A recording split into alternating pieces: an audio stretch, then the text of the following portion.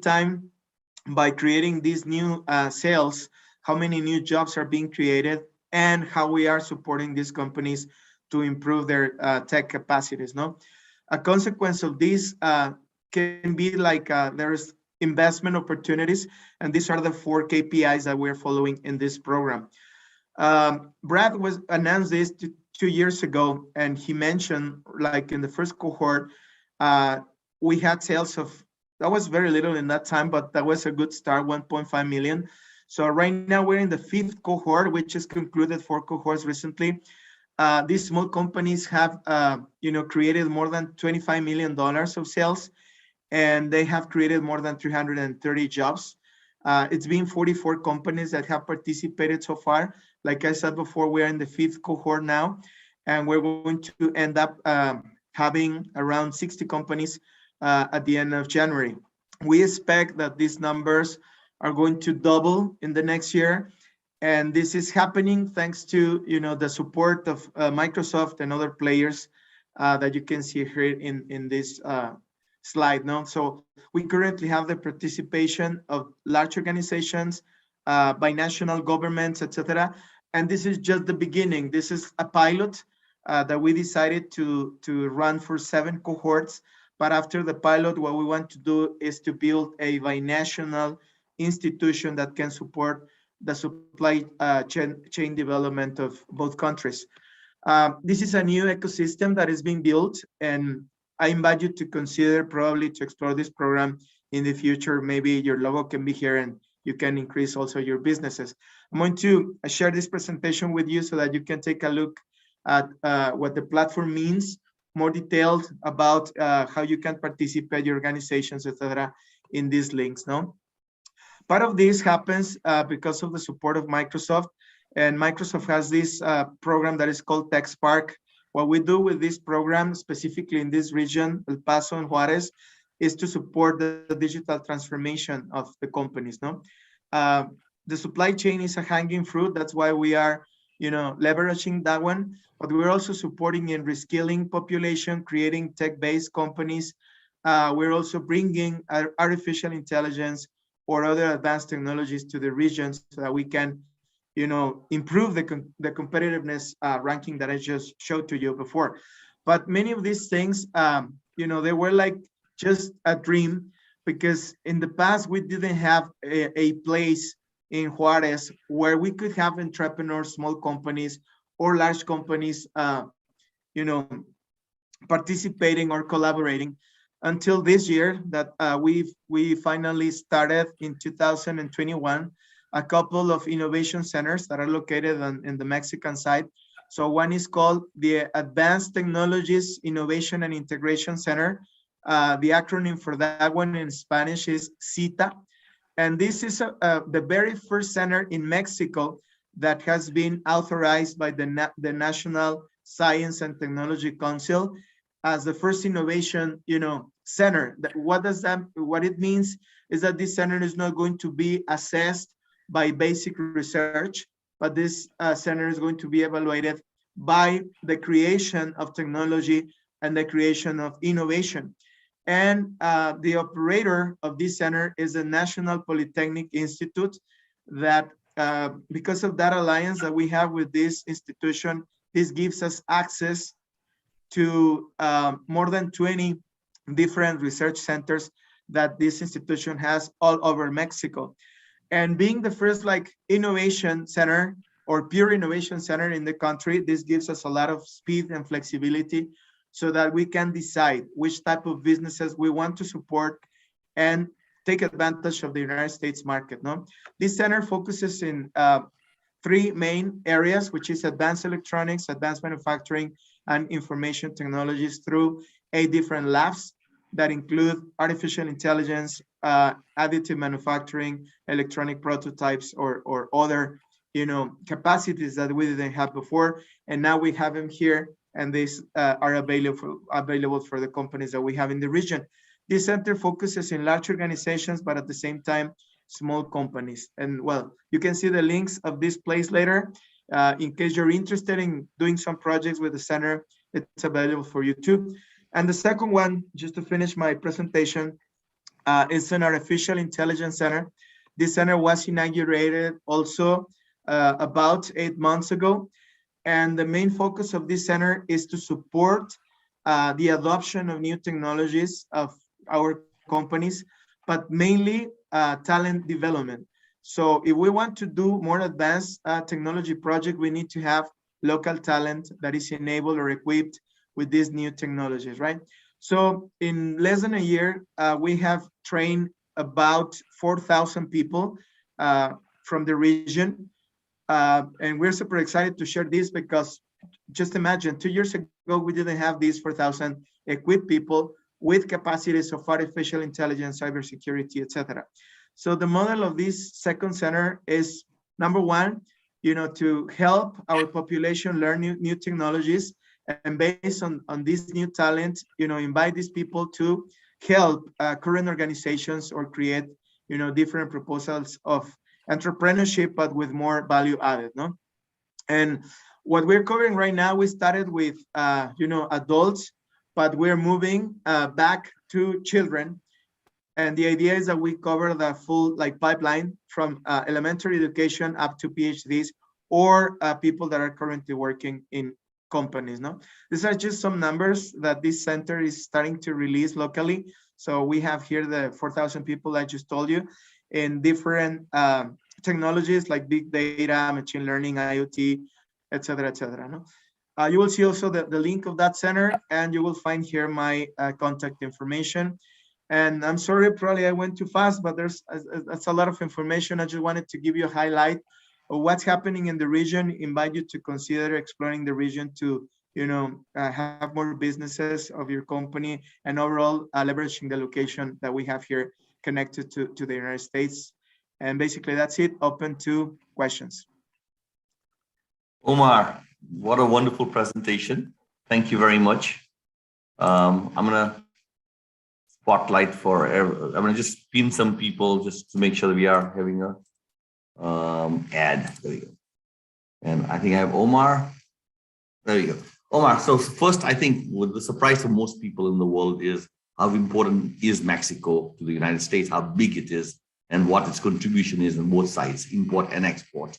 And most people don't think of it like that. They think of China, they think of the UK, they think of Germany and Japan. So thanks for sharing that. And maybe for the whole team over here, they get a better idea that Mexico is a very investable location for new businesses, new companies, and everything else. Mexico has been on this value chain for the longest time in terms of first a resource country, providing resources, eventually went into contract manufacturing and doing all the border manufacturing for companies from the US. And as you said very clearly, the next big thing is to move them up the value chain from manufacturing to actually maybe creating new products, creating new businesses, creating perhaps new manufacturing. This is a journey that Mexico has been on for 20 years already. This is not a new journey. They've been talking about this thing for 20 years. Are there success cases that you've seen of Mexican companies, Mexican startups, Mexican entrepreneurs, suddenly just saying, look, that 10 years of investment of learning how to manufacture, working with Dell or Microsoft, whoever, has given us the big things. Can you tell us about some of those companies? Sure, yeah, and that's a great conversation, HP, because, it's kind of an inheritance of the international manufacturing companies that we have located here.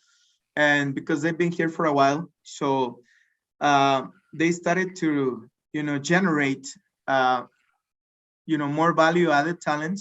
And this, better trained talent, they have started different companies in the region. So we currently have many Mexican companies that were born from the, international industry. So these guys learn in the international companies, and they use what they learn to create their own businesses. Overall, in the biomedical sector, we got a lot of Mexican companies that, they are not only in Mexico, they were born here, but now they have locations all over the world. But they were born in this place thanks to the international industry. But like I showed before, we still have a big gap, to take advantage of all these business opportunities. So just imagine that, well, the numbers that I showed you, it was from a couple of years ago. But right now, we are probably the imports with the new USMCA agreement. They grew to more than $55 billion. And the solutions that we are locally delivering is now less than 2%, right? And of course, we are developing local suppliers, but it's like if we really want to move the needle in that percentage of integration, we need international companies to come and locate here because they already have technology, they already have more innovation, right? And we need these companies to come or to strengthen relationship with local entrepreneurs or small businesses. No, I can tell you that regional businessmen, HP, they are super interested in co-investing so that with international companies so that we can faster leverage that business opportunity that we have here. But the answer is yes, we are the number of entrepreneur startups, overall small companies that are supplying to this large industry, that's starting to grow. However, we were having issues because these companies didn't have these innovation centers. So if they wanted to design or if they wanted to create technology, they had nowhere to do this, right? They had to go to the States or somewhere else.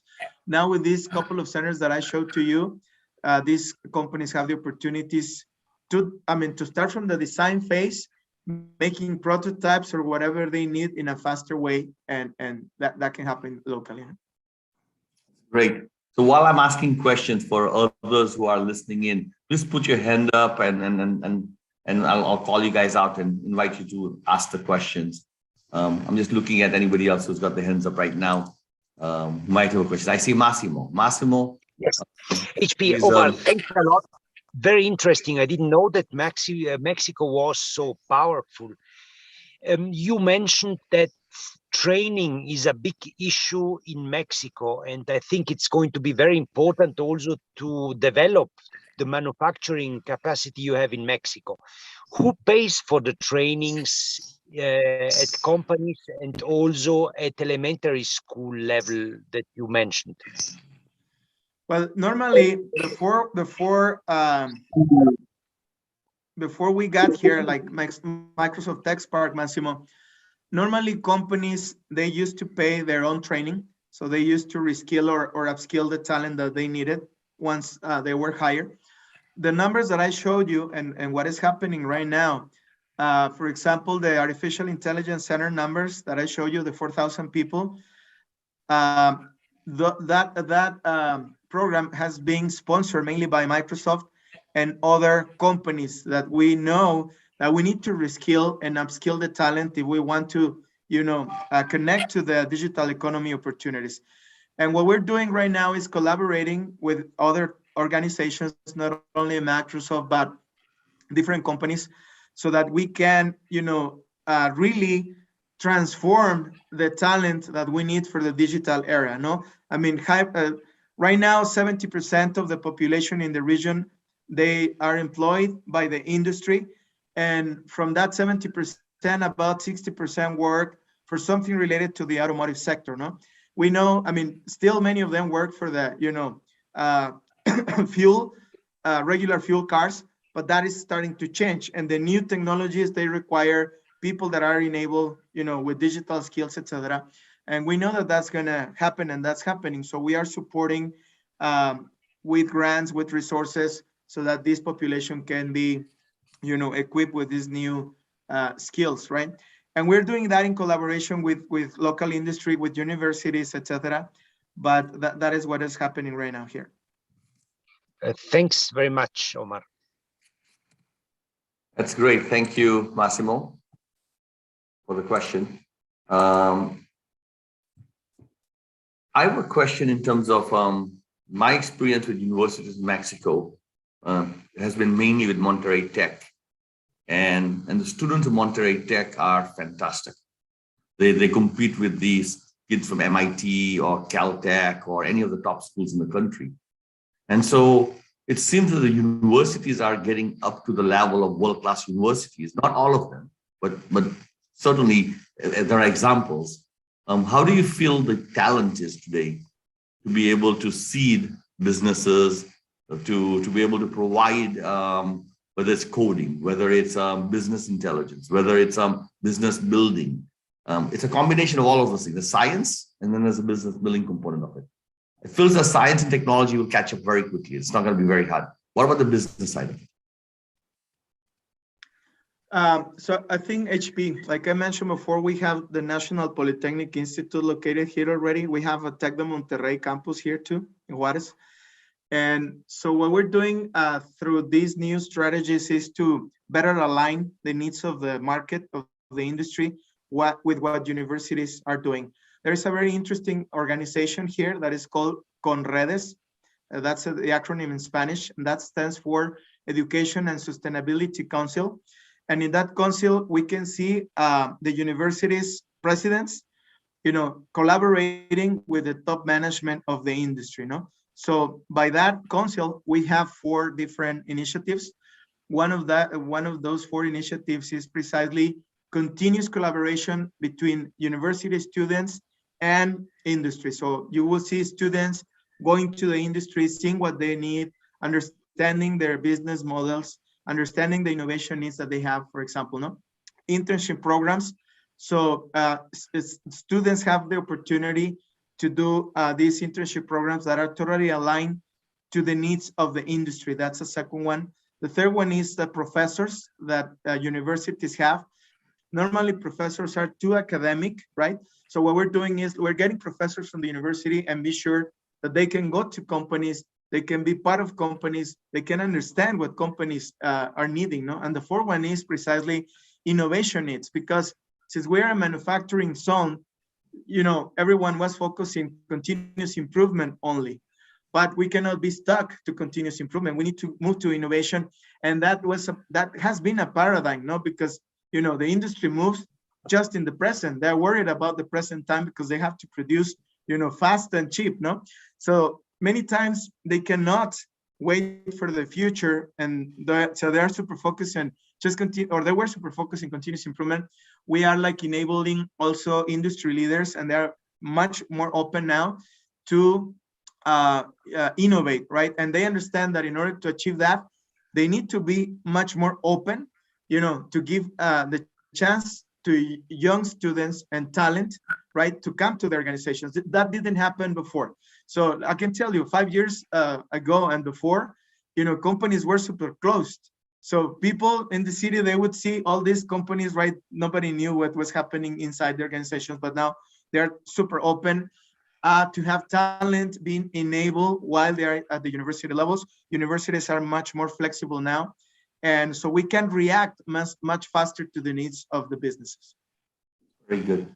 So while you were saying that, and again, we're looking for questions from the audience also, how do you see something like GIMI, Global Innovation Management Institute, being able to partner and provide support to the innovation district and the different players over there? And how do you see yourself playing a role in making that, because it's the connection of science and technology to consumers, ultimately to making a business innovation. And within GIMI, we've got people like Antonio, who will say it's not only about today, it's about tomorrow, and being ready for tomorrow and being prepared for tomorrow. So setting future foresight. It's the new fields of play that you already learned about, Omar. It's the talent who can actually think between discipline and flexibility. It's the growth mindsets. What are those ideas that you have, perhaps? Well, HP, well, before answering to that, just quickly here, you can see the Conredes website in case you have some time to take a look at this later. So that's conredes.org, and you'll see what I told you here. And you see the companies that are participating. So we'll have the top management of these companies, regional top management, deciding what to do with the talent, not just as an example. And going to the question, I had a conversation with Tec de Monterrey leaders yesterday because there is a new idea on, how to leverage the border for Tec de Monterrey, right? Specifically, my location in Juarez. And then we were talking about, these innovation opportunities and needs that we have. So you can imagine that to make this happen, all this production, all these exports, everyone is super busy here, right? So companies leaders, they are all the time, worried about meeting their production goals. The problem that we have here is how to achieve, production, and how to have enough people that can, make that happen. Just for you to have an idea, for next year, we're going to need about 30,000 new jobs for 2022 to meet the needs that we have of, manufacturing just locally. Can you imagine the problems of the company leaders? So they are super busy and focused in the present time, but we don't have an offering, right? So far, we don't have a program, we don't have a platform, just like the one I showed you, like the Bridge Accelerator for Supply Chain Improvement. I'm very convinced that we need to offer a platform to innovate. And I see GIMI should be here. And I see that, we should gather, let's say 20, 30, not only industry, but, different type of businesses, leaders together to define how they're going to go to the future, no? How to innovate. We have a responsibility to leverage what is happening right now, economically speaking, and create new businesses. And that is not happening right now because maybe we focus on other areas, no? Like creating these innovation centers, or, address the supply chain opportunities, or to meet the production needs that we currently have, etc. So the innovation part, I think we have a big opportunity to bring GIMI here, and even to do a cohort, right? Like just as a pilot. And I'm very sure that that would help us, to create, I don't know, 5, 10 new companies for sure. Excellent. We got a couple of people with the hands up. I'll start off with Cristanto, and then we got Enrique and Antonio. That'll be in sequence. So Cristanto, please, you have the air. Thank you. Hello, Omar. Hi, Cristanto from Indonesia. I look at your presentation on the your rank in the Global Innovation Index. That you said that you are not happy even though you have jumped from 80 something rank in 2011 to 55 now. Mm-hmm. Yeah, Indonesia is not any better, or actually worse, because we were with Mexico more or less at the same rank in 2010, 11, but we remain the same at the 80 something now, right? So at least, even though you're not happy with your innovation factors and your competitiveness, but I'd like to actually benchmark and like to know what's the problem? What is the problem with your innovation, and what has been the achievement so that you are actually improving on your Global Innovation Index from 2010, 11 to now? While we cannot do that, so could you share the problem and the achievement that you have done in Mexico? Yeah, sure, Cristanto. And maybe I can share with you the WEF, competitiveness index, and you will find there, how that is measured, and it tells you exactly, which are the key indicators, and so that how we get that ranking, no? And part of those sub-factors that I can share with you later include precisely, innovation infrastructure, how much support do entrepreneurs have, for instance, right? How is the local policy, facilitating the creation of innovation, et cetera, et cetera. There are different sub-factors. So one of the problems was that Mexico has been super busy, manufacturing. And if you see the population, and that's a problem that I currently have. So when I invite population, hey guys, you need to prepare yourselves in new technologies, or you need to develop new projects, and they are, all the time working. So I say, yeah, that would be good, but we need to produce, right? So, the time, it's an important restriction for us, but we are trying to make people more aware that, yeah, we have to meet the current demand and the current needs, but we at the same time need to, look for a way to better manage our time and move to new technology. Like I said before, Cristianto, we have these infrastructures that they will help us, improve the capacities of innovation. We have been collaborating with the government a lot. So government is fundamental, right? So last in regards to my region, in 2016, we had the chance to talk to the state government, and we convinced the state government that innovation was a very important, indicator for the economic development, plans of the state. And the state created an innovation office or an innovation secretary, right? Just to be focused on improving these indicators of the state. So in regards of, or in the case of my state, the government policy, it was much more focused to support entrepreneurs. I can tell you that different platforms were created. One of them was called Chihuahua Innova. That platform created more than 1,000 business opportunities, right, from local entrepreneurs in less than 2 years. And that was something that we didn't have before, but that happened because of the government involvement, right? So I can talk to you later and share with you the WEF, innovation index, and show you specifically which are the factors that can help us, right, improve our innovation capacities.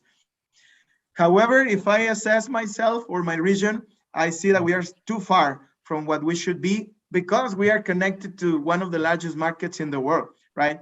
We should be much better. But well, that's part of what we're working on. Okay. We have another.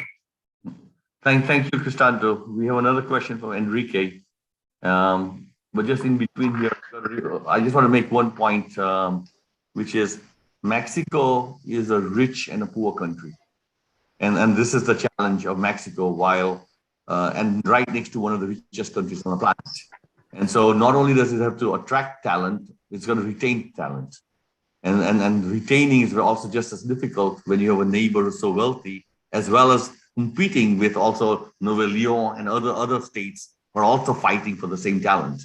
So it's a scarce talent, and there's lots of attractive places around Mexico also, and outside of Mexico. So this is how do you build an innovation ecosystem and innovation district and all that kind of stuff, which is a big challenge for everybody. But I think Omar's sharing some good stories over here. Enrique, you have the air. Yes, thank you so much.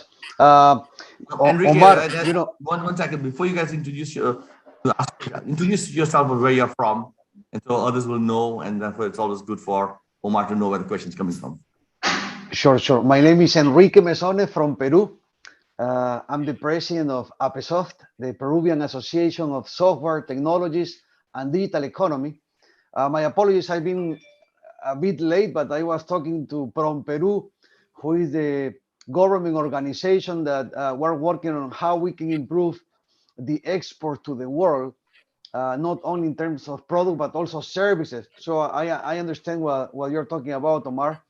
But first of all, my question is, are you part of Invest in Mexico? I know that there is an organization that is bringing together, states such as Chihuahua, etc. Yeah. Well, we've been collaborating with them, Enrique, but we're not, part of it. We through our allies that we have here, there's one called Desarrollo Económico, that is a nonprofit, a local nonprofit. I'm part of it, and through that agency, we're participating with the government for this organization that started with 5 states in the country, but we are not, internally part of it, but we collaborate. I hear you, because for the last 3 months, we've been talking to the people from Invest in Mexico, specifically from Chihuahua and other areas, in ways how we can, cooperate to bring, more investment into Mexico, but also how we can, empower the local ecosystems, because when you're trying, or when you're bringing investments into Mexico to, I don't know, create the next, for example, like a aerospatial, like a company, those are big investments. But what about the local community, that the local startups, or how we can empower also those small and medium enterprise that are around the large ecosystems in those areas? I've been talking to several executives from Invest in Mexico. Perhaps later we can have, exchange a few ideas in how we can collaborate. But I see that as a tremendous opportunity to even integrate, with those you know, ecosystem within Mexico. Yes.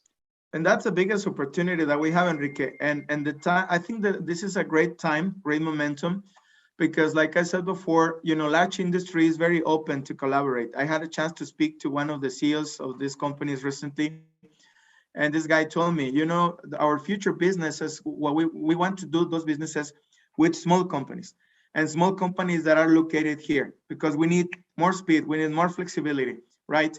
So we cannot continue working with companies that are too far, because that's, you know, a big risk. But if in order to achieve that, we need to help, you know, support the creation of local companies that have technological capacities, and that's one of the challenges, or innovation. But that's a business opportunity that we have here, you know, and for sure. And like I said before, if we wait to develop our own companies only, I mean, that's part of the equation. We need to develop local companies, but, you know, a faster track is bringing companies from other parts of the world. They already have a solution, they already have an innovation, and, you know, have them located here or align with companies here. That's a faster way to take advantage of these businesses. But and yeah, please, Enrique, there's an organization called Chihuahua Global that is a partner of, you know, that other agency, Invest in Mexico. But yeah, for sure, interested in collaborating.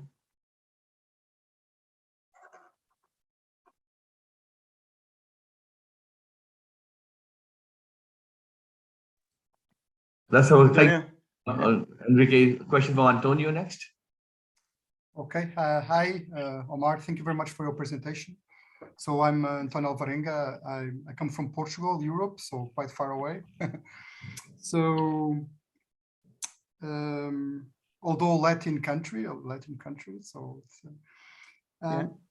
I have just two, I wanted to share a little bit with you. I work in foresight and scenarios, so long-term thinking with connections with strategy and innovation. So that's what we've been developing within GIMI as well.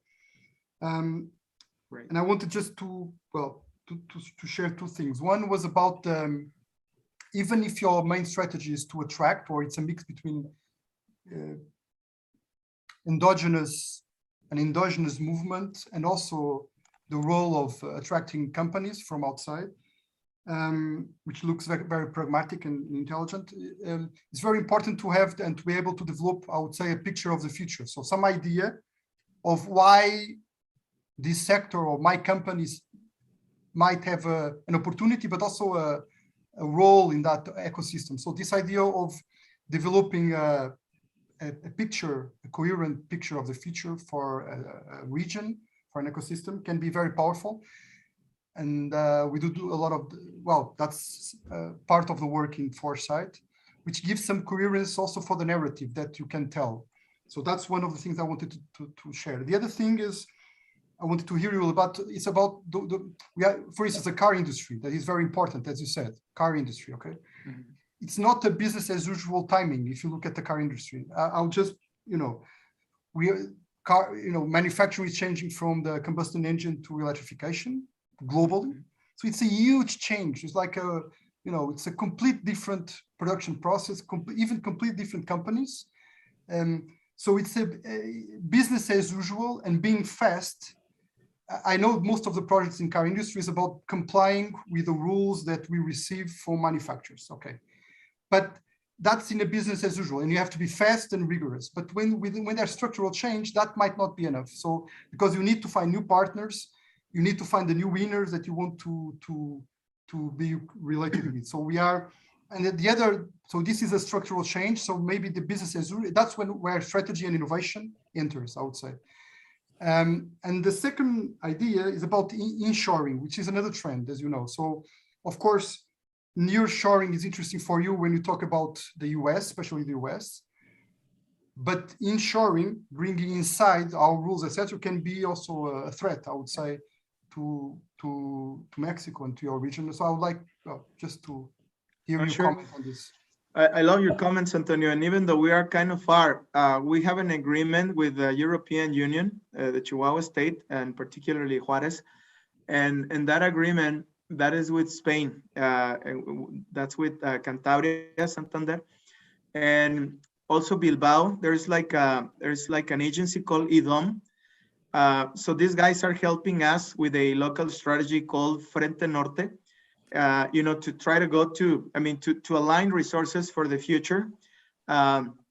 So I can share that with you, and I'm interested, Antonio, in talking to you later, because even though we are working towards the future, but we need more minds, right? And we need people that can help us prioritize. The challenge is how to prioritize, and how to do the right movement, right?